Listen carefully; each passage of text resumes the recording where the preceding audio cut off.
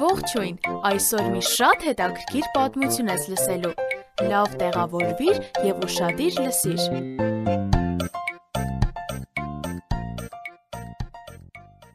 Հիսուսի ընկերները նրա մահացած մարմինն իջեցրին խաչից և դրեցին ժայռի մեջ փորված գերեզմանի մեջ։ Հիսուսը խաչը բարձրացավ, Աստված պատժեց նրան, քանի որ մենք մեղավոր էինք, նա մահացավ ինձ և քեզ համար։ Շատ տխուր աշակերտները մի տան մեջ հավաքվեցին։ Ոչ ոք իրականում չէր հասկանում, թե Հիսուսն ինչու պետք է մահանար, հատկապես Պետրոսն էր ազդված։ Նա զղջում էր, որ Հիսուսին ուրացել է և 3 անգամ ասել է, թե չի ճանաչում նրան։ Նա իրեն չէր կարողանում ներել այդքան վախկոտ լինելու համար։ Հիմա արդեն շատ ուշ էր, քանի որ Հիսուսն արդեն մեռած էր։ Հիսուսը մահացավ խաչի վրա, նա իր արյունը թափեց մեզ համար։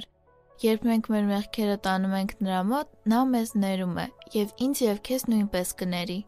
Հանկարծ դուռը բացվեց։ Նա ողջ է, Հիսուսը ողջ է, նա այլևս գերեզմանում չէ։ Հրեշտակն է մեզ ասել այս հիանալի լուրը։ Պետրոս, նա ասաց, որ հատկապես քեզ ասենք սա։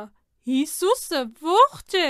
Դուք ուզում եք ասել, որ նա ողջ է։ Պետրոսը չկարողացավ իրեն զսպել։ Հովհաննեսի հետ նա որքան կարող էր արագ վազեց դեպի գերեզմանը։ Նրանք փնտրեցին ներսում, սակայն Հիսուսի մարմինն այլևս այնտեղ չէր։ Նրանք տեսան և հավատացին, որ Հիսուսը հարություն է առել մեռելներից և նորից ողջ է։ Նրանք միանգամից հետ վազեցին և մյուսներին էլ պատմեցին այդ մասին։ Հիսուսը գերեզմանում էր, բայց նա մեռած չմնաց։ Զատիկին նա հարություն առավ, ալելույա, ինձ և քեզ համար, ալելույա։ Ինձ և քեզ համար, աշակերտների և Պետրոսի համար, այն բոլոր մարդկանց համար, ովքեր շատ սխալ բաներ են արել։ Հիսուսը մեր փոխարեն մահացավ և հարություն առավ։ Մեզ հետ կարող ես կապվել hypocrite@gmail.com հասցեով։ Կրկնում եմ HAYPOQRIK@gmail.com